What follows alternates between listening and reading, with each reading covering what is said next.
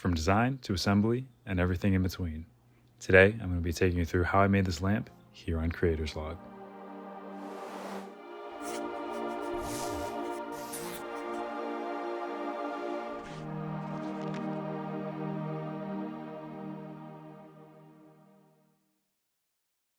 What I've got planned for this lamp is a rectangular box made out of this 1" by 4" common board.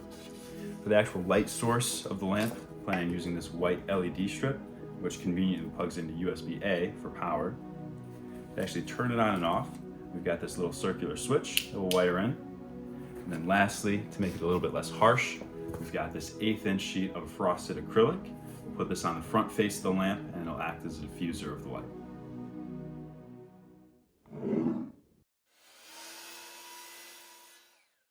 First things first, we're cutting the back piece.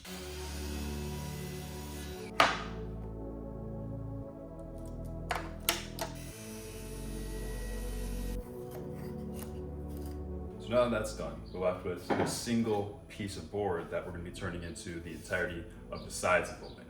So, some of you may have heard the phrase before, work smarter, not harder.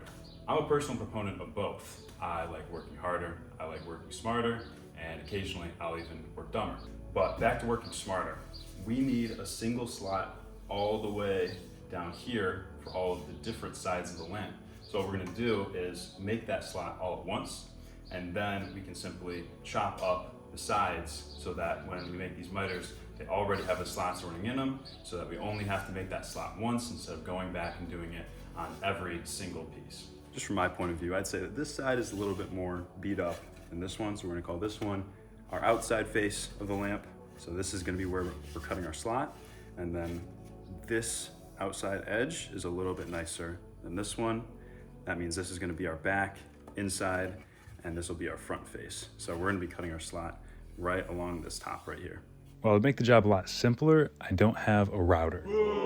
Instead, we're gonna get a little bit creative. So what we've got going on here is this clamped level that's gonna act as our straight edge, and that is going to ride up along the side of the circular saw, just like that. We'll go straight and then just cut our slot all the way through. Since I also don't have a level that is 40 inches long, we are going to be using it twice. So I've made a couple different marks on varying points on the board, and then we're gonna run through half of it, do the same setup, shift it down, run it again, and then that'll make our slot.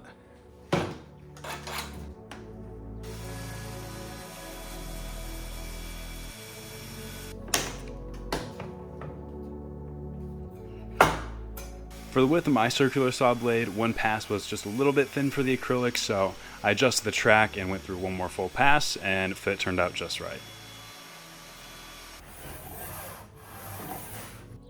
So we've got our slot running all the way down the board, so now it's time to head back to our miter saw, and we can cut all these pieces on angle so that we have the sides of the lamp.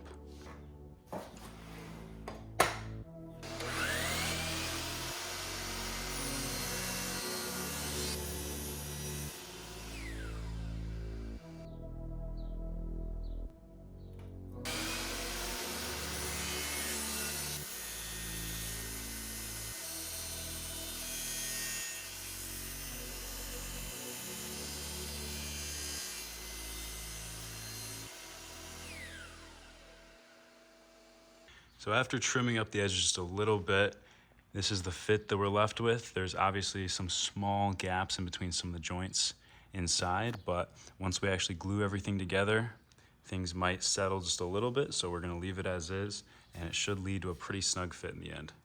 So now we've got all of our pieces finished, our next step is gonna be drilling a hole in the center of one of the sides so that we can place in our switch. So we've got our center all marked out. We're gonna be using a spade bit to drill this hole for the switch. I would love to use a Forstner bit for something like this because it'd probably turn out a little bit cleaner, but I have a spade bit, so we're using a spade bit. Behind this piece, we have just a simple piece of scrap wood, and what that does is it gives the spade bit something to exit out into instead of just open space, meaning that it'll be a little bit more clean of a cut and the hole won't be as untidy as it would be if we were just going straight through the piece. With all of our wood pieces cut and drilled, we can finally move on to the diffuser. I measured out all the dimensions on the dry assembly of the wood pieces, and then I added about 3/16 of an inch on all sides so that the diffuser would have a pretty nice and tight fit into the final piece.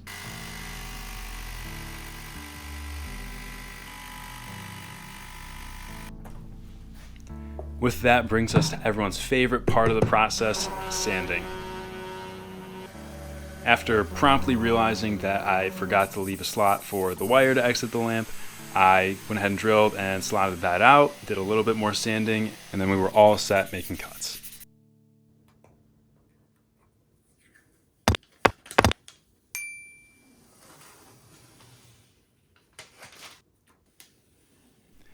And that was the most satisfying part of the project. Fun tip for gluing projects, wax paper at least works really well for me, so that when you're gluing pieces together, if there's any overflow that gets on your surface, the wax paper will come off really nicely and won't stick to your workpiece.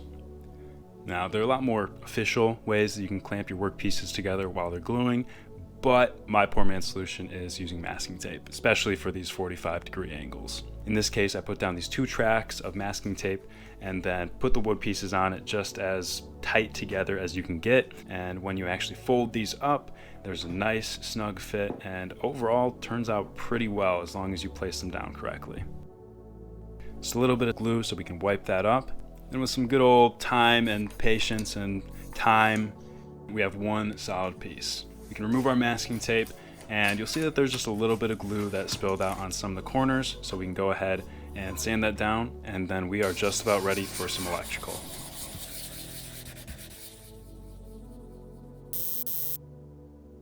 For electrical, we have 2 main tasks.